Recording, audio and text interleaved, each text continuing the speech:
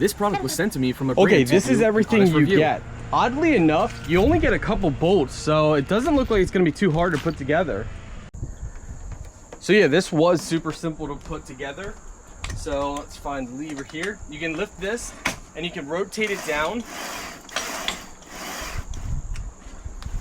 any position you want. So you can do a 360-degree rotation. Now it has to click in place, so make sure it clicks.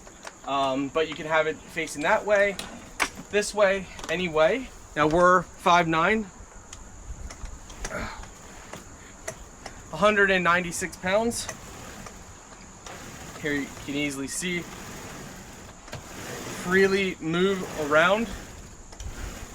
Now what if I'm on here? So as you can see, no problem. Step down, sit up. If I want to rotate it this way, easily do it that way.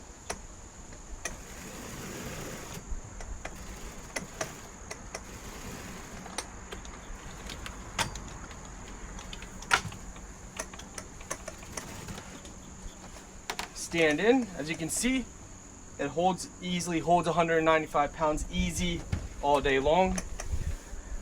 You can adjust the height, so you can drop it much lower. Right now we have it on the highest height that you can have it.